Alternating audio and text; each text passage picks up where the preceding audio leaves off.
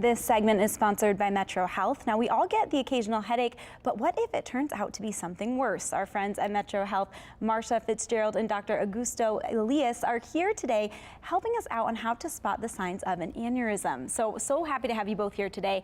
And you have quite the story, Marcia, because you're a physician's assistant. Yes. You were gearing up to run the Irish Jig 5K, and then something happened. You had a headache, decided to go to the hospital. It turned out to be an aneurysm, 2 centimeters large. Yes. Talk to me about what something as simple as a headache that made you say, I need to go to the hospital. This is serious. Yeah.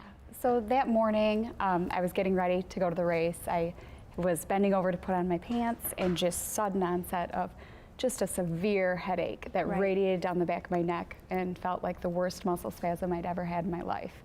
I felt like I was going to vomit. I then felt like I was going to pass out. Okay.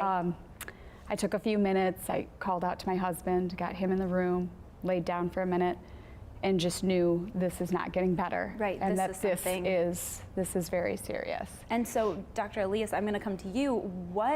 What did it mean for her to come to the hospital? How important was it that she made that educated decision to come see you that day? Sure. So first of all, Marcia had the classic signs and symptoms of what we call in medicine thunderclap headache, which are the signs of a worst headache of life. Mm-hmm. That's what patients describe when they have an aneurysmal rupture and intracranial bleed or subarachnoid hemorrhage.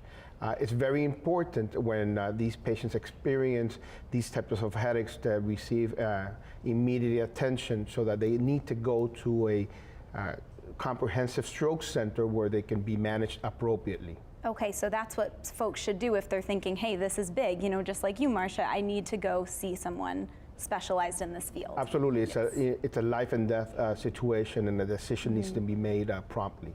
So talk to me a bit about how you treated the aneurysm. So in the case of Marcia, she had a very large, or close to a giant aneurysm, so very difficult to treat. There are 2 ways to treating aneurysms. One is with the open surgery, a neurosurgeon will do that. And my specialty is through neurointerventional surgery, so it's minimally invasive through the groin and using the arteries of the body as a highway to get to the problem area. In the case of Marcia, we diverted the flow with a type of stent in order to divert flow away from the aneurysmal sac and reestablish normal flow into the arteries of the brain. Wonderful. And Marcia, how are you doing now? How's the recovery process? Slow and steady. Yeah. I'm doing really well. I'm back to work part-time. I keep noticing improvements, you know, on a weekly basis. It's slow, but I'm getting there. Did you notice relief right away coming out of that surgery? No, it's a slow recovery. Yep. I mean, you deal with headaches, you deal with, I had weakness on one side of my body. I had just cognitive issues as far as, you know, memory and things like that. So it took a lot of rehab, and it's been a long recovery, but I am extremely lucky to be doing as well as I am. Absolutely, and you're doing great. Thank you both so much for joining me today, giving us this helpful information. And if you would like more information from Metro Health, just visit us online at 13onyourside.com.